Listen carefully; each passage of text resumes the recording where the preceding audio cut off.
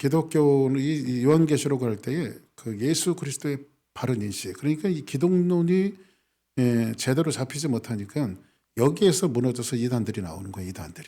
그리고 세 번째로는요, 바른 교회론이에요. 여러분들 이제 교회들이 많이 있지만 진짜 교회는 무엇인가? 그래서 요한계시록이 이 서론 부분이 끝나자마자 제일 먼저 하는 것이 뭐죠? 내가 교회들에게 편지하노니. 그러면 요한계시록은 지난주에도 말씀드렸다시피 안 믿는 불신자에게 보내는 편지예요? 아니면 믿는 사람에게 보내는 편지예요? 그 교회들에게 보내는 편지란 말이에요. 그러면 저나 여러분처럼 오랫동안 예수님을 믿는 사람들에게 보내는 편지가 바로 요한계시록이다. 그래서 이 교회에게 먼저 편지한다라고 하는 것은 이 요한계시록이 심각하게 첫 번째 다루고 있는 것이 바로 교회론입니다. 교회. 그래서 우리가 교회론을 어떻게 이해를 하는가. 그래서 이 신앙의 그 내공이라고 하는 것이 여러분들 신앙의 내공이 제가 보니까요. 물론 꼭 맞는 건 아니지만은 어릴 적부터 부모님들한테 신앙의 교육을 받아갖고 이렇게 자란 사람들 있잖아요.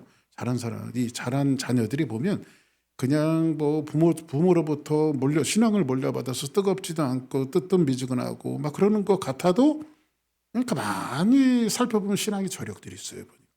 그리고 대부분 그 신앙의 저력이 어디서 오나 이렇게 살펴보면 교회론이 분명해요. 교회론. 교회론. 그래서 이 바른 교회론. 이것이 요한계시록이 우리에게 주는 내용이다. 이렇게 말하고 있는데, 자, 우리 4절에 이제 한번 같이 보겠습니다. 시작.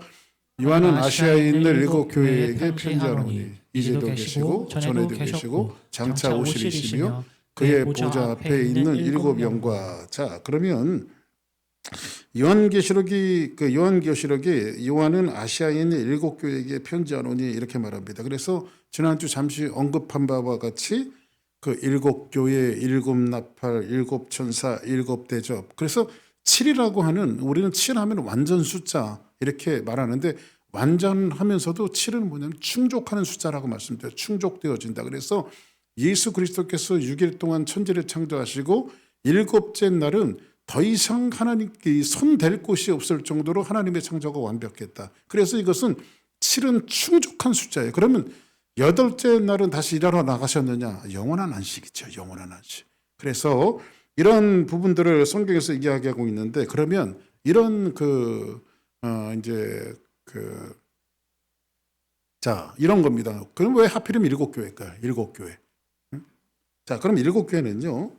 7 교회는 여기에 이제 소아시아에 나와 있는 7 교회는 실질적으로 존재했던 교회였고, 이 교회를 통해서 그 대표성을 갖고 있다고 말씀드렸죠. 그래서 뭐 두아데라 교회, 서머나 교회, 라오디게아 교회, 에베소 교회, 뭐 사대 교회 등등 이 7 교회는요. 교회 색깔을 갖고 있어요. 그러면 지금 이 7 교회가 21세기를 살아가고 있는 교회, 이 7 교회의 특징은 딱 세 가지로 정리할 수 있는데, 한번 따라하겠습니다. 칭찬만 받는 교회. 자, 그리고 두 번째는 칭찬과 책망을 받는 교회. 칭찬과 책망을 받고, 그리고 세 번째는 책망만 받는 교회. 자, 그러면 이렇게 7 교회의 특징은 딱 세 가지예요. 칭찬으로 일관된 교회가 있어요. 그리고 어떤 교회는 칭찬도 하지만은 책망하는 교회가 있어요. 근데 어떤 교회는 책망으로만 일관되어지는 교회가 있는데, 지금 21세기 살아가고 있는 이 교회, 휴스턴에 지금 한인 교회들이 공식적으로는 잡히지 않지만 가정에서 예배 드리는 교회도 이렇게 합쳐갖고 한 70여 개 된다고 그래요. 이 휴스턴의 교회가 70여 개가. 근데 이 교회들이 있지만은 항상 칭찬만 받는 교회가 있는 것이 아니고, 그렇다고 책망만 받는 교회만 있는 것이 아니고, 또 칭찬과 책망만 받는 교회가 있는 것이 아니라 이 세 가지 부류가 교회 속에 있다는 거죠. 그러면 휴스턴 안에 있는 휴스턴 주사람 교회는 어떤 교회냐? 그렇죠? 우리가 이 성경이라고 하는 거울에 우리 교회를 비춰봐야 되겠죠. 그래서 여기 휴스턴에도 교회들이 지난주에도 말씀드렸잖아요. 그죠? 교회가 아주 살벌합니다. 교회가. 그래서 진짜 지난 이 한 주간도 어떤 목사님이 와서 얘기를 하시는데, 그 교회 정확하게 교인이 17명이래요. 17명. 응? 18명도 안 늘어나는데 그냥 17명이 언제적 17명인지 모르는데 그냥 17명이 다 한 단위 뭉쳐갖고 갑자기 권사님 한 분이 나오더니 투표해갖고 목사님을 내보내는 거예요. 응? 그럼 여기는 1번일까요? 2번일까요? 3번일까요? 자, 1번은 칭찬받는 교회, 2번은 칭찬과 책망, 3번은 책망. 어딜까요? 1번, 2번, 3번 어딜까요? 칭찬만 받는 교회요? 어쨌든 장면이 무섭네요. 자, 그런데 어쨌든 이렇게 휴스턴 안에도 보면 사실은 뭐 다 알고 있는 거니까 여기 한인교회 같은 경우에는요, 휴스턴에서 첫 번째 교회잖아요. 제일 처음에 생겨진 교회고 아마 한인교회 중에 가장 오랜 역사를 갖고 있는 교회일 거예요. 그리고 아마 예배당 크기도 한인교회 중에는 뭐 가장 클 거예요. 그렇죠? 가장 클 거예요. 근데 한인교회가 저 여기 있을 때 처음에 25년 전에 제가 목회할 때만 해도요, 한인교회가 한 1000여 명 모였던 교회예요. 1000여 명. 1000명이 훨씬 넘었죠. 교회가 그 무슨 행사가 있어서 가봤는데 그 옛날에 정인찬 목사님 계실 때 예배당이 꽉 찼었으니까. 그 지금은요 항상해요. 그냥 뭐 세상 발로 밀어내도 안 나가는 분들만 남아갖고 그런 분들만 거기 그냥 주둔해 갖고 계시고 목사님들은 지금 막 자주 갈고 있잖아요. 지금 오신 분도 언제 나갈지 몰라. 이렇게 그 어떤 목사님은요 거기서 병을 안고 나가신 분도 있어요. 병을 안고 나간 분들. 그러니까 이렇게 현대 교회의 모습들이 우리 주사랑 교회는 그런 어느 위치에 있느냐, 우리 교회가 칭찬을 받아야 되느냐, 아니면 칭찬과 책망이 있느냐, 아니면 책망만 받는 교회니까 우리가 한번 투여해보고 우리 교회가 책망받을 것이 있으면 고쳐내야 되겠죠. 고쳐내야 되는 거예요. 그래서 이 요한계시록이 우리에게 주는 유익이 바로 거기에 있는데, 자, 그러면 오늘 여기에서 보니까 그 대표성을 갖고 있는데, 이제 이 얘기는 제가 여러분들에게 말씀드렸다시피 누구에게 보낸 편지라고? 성도들에게, 교회에게 보내는 편지라고 말했습니다. 그러면 4절에 보니까 요한이 아시아에 있는 7교회에게 편지하노니, 이제도 계시고 전에도 계셨고 장차 오시리시며. 자, 이게 제가 지난주에 잠깐 언급했는데 얼핏 보면 이게 예수님이다. 이렇게 여러분들이 제가 이 요한계시록을 이 부분을 가지고 여러 번 설교하다가 뭐 10명이면 10명 다 예수님이다 이야기합니다. 근데 성경을 보면 요한이 아시아에 있는 7교회에게 편지하노니 이제도 계시고 전에도 계셨고 장차 오시리시며 그 보좌 앞에 있는 7영과 이 부분은 이런 겁니다. 여러분들 5절은 누구일까? 이것은 누구를 가리키냐면 사실은 이 4절에 있는 말씀이 5절에 예수님은 여기 나와요. 5절에 예수님이 또 충성된 증인으로 죽은 자들 가운데 먼저 나시고 땅의 임금들의 머리가 되신 예수 그리스도로 말미암아 5절에 나오잖아요. 그렇죠? 그러면 4절은 분명히 예수님 이 성부 성자 성령 가운데 성자 예수님을 이야기하는 게 아닐 것이 분명하죠. 그럼 이분이 누구냐면 바로 성자 하나님을 말하고 있는데 이게 이제 이런 거예요. 나는 무엇이다. 영어로 I am 이거죠. 그러니까 이게 에고에이미 그 문법이라고 하는 게 있어요. 헬라어에. 그러니까 이거예요. 모세가 하나님 앞에 가서 누가 나를 보냈냐고 이야기하면 내가 뭐라고 이야기합니까? 그때의 킹제임스 버전을 보면 이렇게 말하죠. I am who I am. 그냥 나는 나인 것이다. 그렇죠? 이렇게 말합니다. 나는 나인 것이다.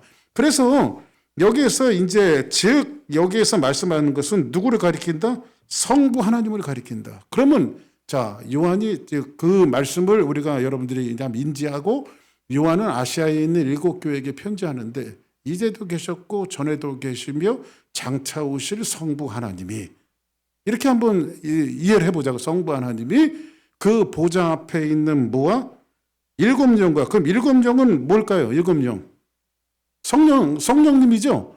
예, 성령님인데 왜 성령님을 7영이라고 이야기했을까요? 이런 것들 때문에 이제 교묘하게 장난을 치는 사람들이 자 7은 제가 아까 뭐라고 말씀드렸죠? 완전과 충족의 숫자라고 말씀드렸잖아요. 그러면 7영이라고 하는 것은 완전한 성령님 하나님의 영을 가리킨단 말이에요. 그런데 여기서 성령을 가리키는데 여기에서 성경은 뭐라고 말하냐? 이사야서에 보니까 뭐라고 말하냐면 자 봅시다. 시작.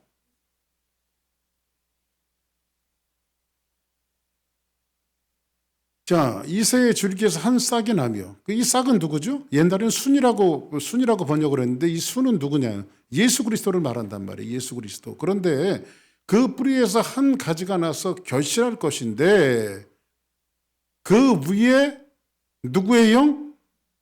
여호와의 영, 곧 지혜와 총명의 영이요, 모략과 재능의 영이요, 지식과 경외의 영이 강림하시리니. 자, 여기서 그 몇 개로 이야기하고 있어요. 여호와의 영으로, 지혜와 총명의 영으로, 모략과 재능의 영으로, 지식과 경외하는 영으로. 그러면 이 7가지는 뭐냐면 성령을 가리키는데 여기서 성령님이 가지고 계신 속성을 이야기한단 말이에요. 성령님이 가지고 계신 속성. 자, 그러면 다시 한번 가서 이제 이 말씀을 이해를 해야 됩니다.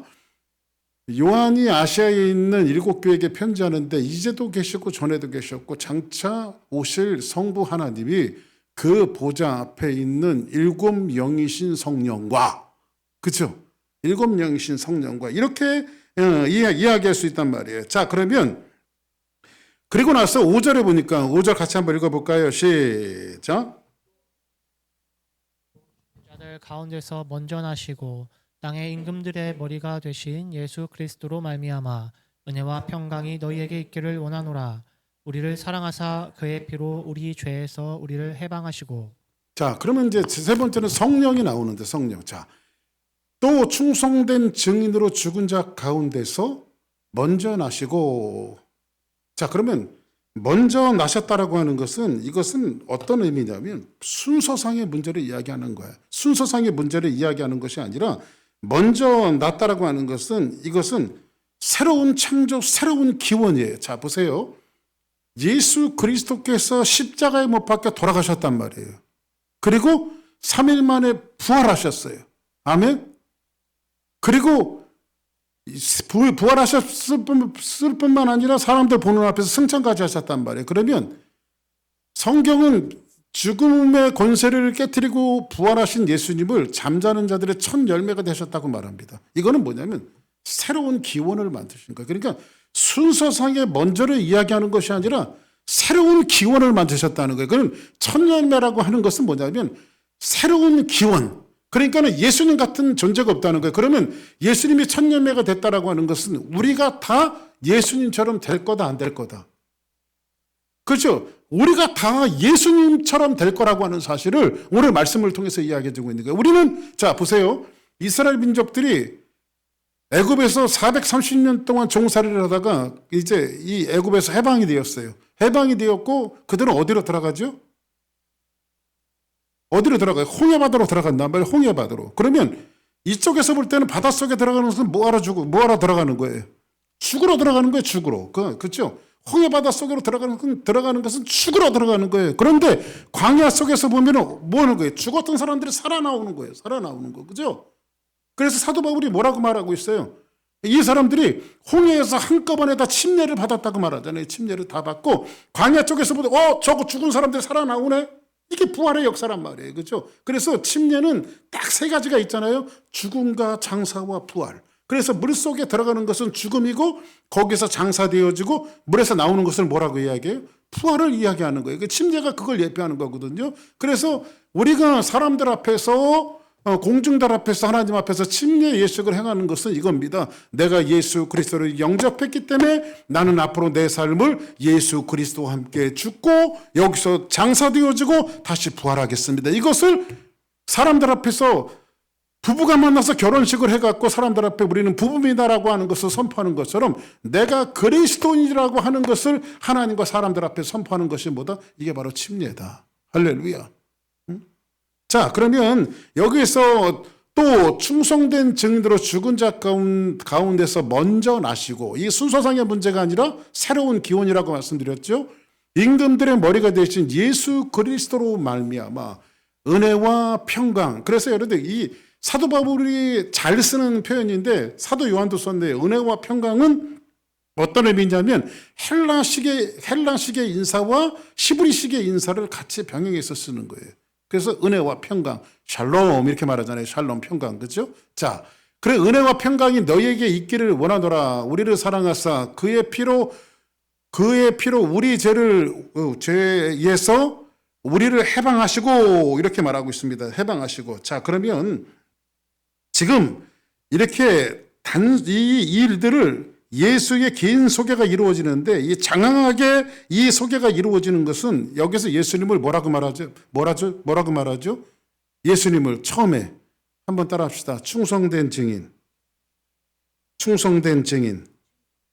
자, 그러면 충성된 증인이라고 하는 것은 뭐냐면 복음과 진리에 대한 증인으로 하나님의 말씀이 이루어지기까지 십자가를 지신 예수님을 상징한다는 말이에요. 그러니까 예수님은 어떻게 충성하셨죠?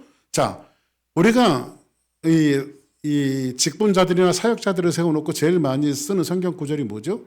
맡은 자에게 구할 것은 충성이니라. 그러면 예수님은 충성된 증인이라고 말하는데 왜 예수님이 충성되냐면 십자가의 죽음까지 충성하셨기 때문에 그래요. 아멘? 죽음까지. 그래서 예수님을 충성된 증인이라고 말하는데 그래서 사도 바울은 자기를 가리켜 나를 충성되이 여겨 내게 직분을 맡기셨다라고 하는 말씀을 이야기하는데 이 충성됐다라고 하는 것을 사도 바울은 뭐라고 말하냐면 자기가 선한 싸움을 싸웠다 이렇게 말해요. 선한 싸움을. 그러면 이 선한 믿음을 지켰다. 그러면 선한 싸움을 싸우고 믿음을 지켰다라고 하는 것은 단순히 내가 믿음을 지켰어 이것이 아니라 이거예요. 위탁물. 그러니까 위탁물을 지켰다 이거예요. 위탁물을 지켰다. 하나님이 내게 맡기신 위탁물을 지켜냈다 이거예요. 그러면 사도 바울에게는 어떤 위탁물을 하나님께서 맡기셨나요? 이방인의 사도로 하나님이 사도 바울을 부르셨죠. 그래서 사도 바울은 죽을 때까지 이방인의 사도로서 하나님이 자기에게 맡긴 위탁물을 지켰다는 거예요. 그래서 여러분들 우리 그리스도인들이 제일 중요한 것은 뭐냐면 하나님이 여러분 개개인에게 맡기신 위탁물들을 죽을 때까지 지켜내는 거예요. 싫어도 좋아도 죽을 때까지 지켜내는 것이 여기 성경은 뭐라고 말하냐면 충성된 증인으로 이렇게 오늘 말씀을 통해서 소개해주고 있는 겁니다. 그래서 오늘 예수님은 하나님이시면서도 결국은 그 자기에게 맡기신 모든 것들을 지켜내셨던 이 예수님에 대한 것들을 충성된 증인이라고 말하고 있습니다. 그러면 왜 그러냐면 이 당시는 제가 여러분들에게 여러 번 말씀드렸는데 요한복음이 마태복음, 마가복음, 누가복음이 3복음서가 쓰여지고 나서 한 30년 정도 있다가 요한복음이 쓰여졌거든요. 그러면 사도 요한이 굳이 왜 30년 정도 흐른 후에 붓을 두고 요한복음을 써야 했나? 이에 대한 것들을 요한복음 1장 1절에서 이렇게 소개하고 있다가 태초에 말씀이 계시니라. 이 말씀이 하나님과 함께 있었고 이 말씀이 곧 하나님이시라. 자, 그러면 지금 이 사도 요한이 태초에 말씀이 계시니라. 말씀은 노고스인데 예수님을 말하는 거죠. 그 예수님이 언제 있었다고요? 태초에 있었대요. 태초. 이 하나님과 함께 있었대요. 이 얘기를 서두에 꺼내내는 말은 뭐예요? 사람들이 믿음이 혼란스러운 거예요. 그 여러분들 제가 강대상에서 기도 목사님이 담임 목사님이 기도에 대한 설교를 하면은 이게 거꾸로 얘기하면 교인들이 기도한다는 거 안 한다는 거예요. 안 하기 때문에 기도 그러는 거란 말이에요. 그죠? 예? 충성 계속해서 이 목사님이 설교하는 패턴이 계속 충성을 강조해. 그러면 이 충성을 하기 때문에 그래요? 안 하기 때문에 그래요? 안 하기 때문에 그렇거든요. 자, 그러면 사도 요한이 태초에 말씀이 계시니 이 말씀이 하나님과 함께 있었다. 그러면 이 예수님에 대한 정체성이 지금 흔들리고 있어요? 안 흔들리고 있어요? 그렇죠. 초대교회 한 30년 정도 처음에는요, 성령이 오시고 예루살렘 교회부터 출발해갖고 막 성령이 불타오르는 교회로 성장하다가 교회가 30년 고비 때 이 교회의 정체성이 막 흔들리기 시작했어요. 그때 역사적으로도 보면 어떤 사람들이 많이 일어나냐면요, 영지주의자들. 그리고 영지주의자들은요, 지금도 똑같은 사상을 가지고 지금 이단들이요, 기초를 어디에 두고 있냐면 다 영지주의자들이에요. 그러니까는 영지주의자들은 딱 두 개예요. 지성을 숭상하는 사람들. 지성을 숭상하는 사람들. 그 지성을 너무 숭상하다 보니까요, 이 사람들이 어디까지 도달했냐면요, 이런 겁니다. 영혼은 깨끗하고 거룩한 거지만 육체는 더럽다. 그래서 어차피 육체는 그냥 땅으로 내려갈 거기 때문에 그냥 마음대로 살아도 된다. 여기에서 나온 사람들이 누구냐? 구원받으리란 말이야. 예? 구원받을. 그러니까 이런 정체성에 대해서 우리가 제대로 잘 알아내지 못하면요, 여러분들 미안하게도 이단에 넘어가는 사람들이 무식한 사람들이 넘어가는지 아십니까? 아니에요. 아주 지성인들이 넘어갑니다. 얼마나 많은 지성인들이 넘어가는지 아십니까? 여러분들 정동섭 교수라고 하는 분이 구원파 유병원 씨의 그 비서였죠. 이분이 외교관 출신이에요. 외교관. 이 정동섭 교수가 저희 침례교 이제 침신대에서 교수하다가 지금 그만두셨거든요. 은퇴하셨는데 이분이 나중에 이 그 유병원의 그 실상에 대해서, 유병원 구원파에 대해서 실상에 대해서 얼마나 그 많이 폭로했는지 몰라요. 비교 종교에 대해서. 그래서 그분이 하는 말이 뭐라고 얘기했냐면, 이단에 들어가는 자기같이 똑똑한 사람이 유병원이한테 넘어갔다는 거예요. 자기같이 똑똑한 사람들이. 왜 그러냐면 이단의 사상은 여러분들이 영적으로 이해해야지 육적으로 이해하면 큰 코닥칩니다. 그러니까는 누구든지 이단 사상에 넘어갈 수 있다라고 하는 사실을 오늘 이 말씀을 통해서 이야기해 주고 있단 말이에요. 그렇죠? 자, 그런 측면에서 다시 한번 5절을 저와 여러분들이 같이 보는데, 또 충성된 증인으로 죽은 자 가운데서 먼저 나시고 땅의 임금들의 머리가 되신 예수 그리스도로 말미암아 은혜와 평강이 너희에게 있기를 원하노라. 우리를 사랑하사 그의 피로 우리의 죄에서 우리를 해방하시고, 이렇게 말합니다. 자, 그러면 여기에서 처음에 교회에게 편지하면서 삼위의 하나님을 다뤘단 말이에요. 성부 하나님이 어떤 분이시고, 성자 예수님이 어떤 분이시며, 성령 하나님이 어떤 분이신가를 이 짤막한 구절 속에 놓단 말이에요. 그러면 교회에게 편지하는 이 내용은 성부와 성자와 성령의 권위로 지금 교회에게 심각하게 편지한단 말이에요. 심각하게. 자, 그러면 우리는 여러분들에게 늘 말씀드리지만 성경에 삼위일체라고 하는 말이 있습니까? 성경에는 삼위일체라고 하는 말이 나오지 않습니다. 네. 여러분들 삼위일체 하나님을 어떻게 설명하시겠습니까? 한번 따라합시다. 설명 못한다. 한번 따라서 설명 못한다. 여러분들 하나님을 설명하는 것처럼 어리석은 게 없는 거예요. 성부 하나님이 누굽니까? 그냥 아버지 하나님. 성자 하나님이 누굽니까? 아들 예수님. 성령 하나님이 누굽니까? 보혜사 성령님. 역사하시는 성령님. 이거 말고는 우리가 어떠한 해석을 내놔서는 안 됩니다. 하나님에 대한. 그러니까는 이게 여러분들 그거죠. 무엄한 거예요. 하나님을 해석한다라고 하는 것은 무엄한 거예요. 그래서 사람들이 억지로 하나님을 해석하다 보니까 이 태양에는 세 가지 속성이 있다. 열과 빛과 속도. 그러나 태양은 하나 아니냐. 이런 신학적인 이론을 내놨다고요. 근데 여러분들 그런 공식이 성립됩니다. 하나님은 점을 주시며 태양은 피조물인데 하나님과 피조물이 비교되는 것은 성립 불가합니다. 무슨 얘기인지 아시겠죠? 그러니까는 땅에 있는 어떤 것으로도 하나님을 설명하는 것은 이해는 도울 수 있지만 그것 가지고 하나님을 설명하는 것 자체가 모순이란 말이에요. 모순. 그래서 이런 양태론적인 이런 신학적인 이론들은 이미 옛날에 다 이렇게 이단으로 되어졌죠. 그래서 여러분들 그 베레아 개신론도 마찬가지입니다. 베레아 개신론도 여러분들 그 김기동 목사가 이제 죽었습니다만 이 베레아 아카데미 한 목사들이 굉장히 많습니다. 여기 그 다락방도 다 베레아 출신들이에요. 그 누구죠? 그 유광수 목사가 다 베레아 출신들이에요, 전부 다. 그래서 이 베레아 출신들이 교묘하게 삼위일체론에서 뭘 주장하냐? 양태론을 주장해요. 그 사람들이 양태론이에요, 그냥. 전부 다. 그리고 그것이 지나치다 보니까 신학적인 이론을 이제 잘못하다 보니까 어디까지 이르렀냐면 그 귀신론 이런 것들을 해서 불신자의 사후의 영혼 귀신이 되는데 120년 동안 이 땅에서 귀신으로 떠돈다.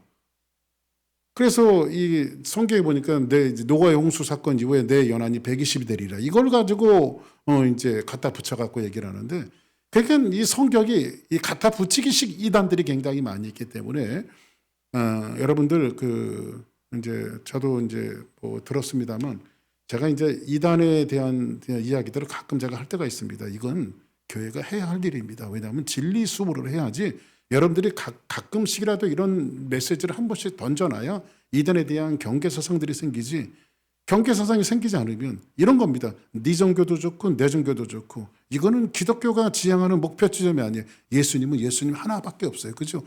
구원은 유일한 예수님 한 분밖에 없어요. 할렐루야. 응? 누구 믿어야 천국 갑니까? 예수 믿어야 천국 가요. 아멘. 그럼 우리는 어떤 것과 비교될 수가 없는 거예요. 자, 그러면 이제 정리를 할게요. 계시록은, 요한계시록은 언제가 종말이요? 종말에는 무슨 일이 일어나? 이것을 이야기하는 책이 아니라는 거예요. 요한계시록은 신랑이신 예수 그리스도께서 우리는 신부로서 신랑 대신 예수님을 기다리는 신부로서 단장한 모습을 우리가 어떻게 단장해서 살아야 할까에 대한 것들을 아주 일목요연하게 우리에게 가르쳐주는 책이며, 그런데 여기에 보면 요한계시록 22장까지 읽어가다 보면 무서운 내용들이 많이 나옵니까? 안 나옵니까? 무시무시한 내용들이 많이 나와요. 근데 이걸 가지고 교묘하게 해석을 해갖고 협박을 하는데, 그런 무서운 그림을 보여주는 것은 이겁니다. 이런 고난과 어려움이 종말에 있을지라도 신랑 대신 예수 그리스도는 신부를 포기하지 않는다. 이게 메시지란 말이에요. 아멘. 아무리 세상이 요동하고 힘들고 대통령이 탄핵되고 일어나고 이 사람이 죽이고 살리고 트럼프가 되고 바이든이 없어지고 뭐 이런 이 소용돌이 속에서 세상이 막 지나가고 있지만, 이런 소용돌이와 힘듦 속에서도 신랑 대신 예수 그리스도는 신부인 교회를 절대 포기하지 않는다. 이것을 격려하는 책이 뭐냐? 바로 요한계시록이라. 그래서 이 신랑을, 그런데 이제 한 가지 뒤집어서 생각하면 신랑을 기다리는 신부들은 신부로서 실력이 됩니까? 안 됩니까? 우리가 실력이 있어요? 없어요? 신부로서. 근데 신랑 대신 예수님을 기다려야 되는데 우리가 실력이 없단 말이에요. 신부로서 그냥 드레스 준비해 놓으면 드레스 찢어지고, 그렇죠? 그래서 솔직히 이런 생각 같잖아요. 아휴, 나 같은 놈이 주님 오시면 어떤 분이 제가 전도를 했더니 그러더라고요. 아이고, 죄가 많아서 교회 못 나가요. 그냥 죄 많으면 교회 나와야지, 그죠? 교회만큼 죄를 해결해 줄 데가 어디 있다고. 응? 그러니까는 우리가 예수 그리스도를 믿을 때 그냥 신랑을 기다리면서 때로는 그 드레스가 찢어지고 고난 있고 어렵고 힘들고 그런다 할지라도 아들 예수 그리스도이신, 하나님의 아들이신 예수 그리스도, 우리의 신랑 되신 예수님은 우리를 포기하지 않는다. 그래서 예수님은 항상 뭐라고 이야기하십니까? 나 너만 바라보고 있다. 얼마만큼 포기하지 않는지 아십니까? 그걸 호세아에서 그대로 우리에게 보여주고 있잖아요. 호세아 선지자가 고멜을 데리고 왔습니다. 이 자체가, 이 고멜이라고 하는 이 자체가 죄인이에요. 세상에 10사람이면 10사람 다 돌을 던져서 맞아야 할 그런 죄인이에요. 근데 호세아, 구원자인 호세아가 그런 아내를 삼았어요. 그러면 조신하게 살아야 돼, 안 살아야 돼? 신부로서 조신하게 살아야 되잖아요. 그런데 또 도망 나가. 그런데 이 고멜이 이마에는 깊게 주름이 파이고 더 이상 자기가 웃음을 웃어줘도 세상의 쾌락들과 세상의 남자들이 더 이상 자기를 찾아주지 않아요. 세상으로서 아무 가치가 없었을 때 신랑 되신 예수 그리스도, 구원자이신 예수 그리스도 호세아는 다시 그 고멜을 찾아오는 겁니다. 그리고 그의 손을 잡아주고, 그리고 이렇게 얘기하는 거죠. 나는 너를 한 번도 포기한 적이 없었어. 이게 뭐예요? 요한계시록이 우리에게 주는 결론이란 말이에요. 아멘. 그래서 이 말씀 붙들고 저와 여러분들이 정말 신부로서 단장하다가 넘어지면 또 일어나서 그렇게 하나님을 찬양하며 신앙생활하는 주의 사람들 되기를 주의 이름으로 축복합니다. 자, 우리 찬양 한번 드리겠습니다.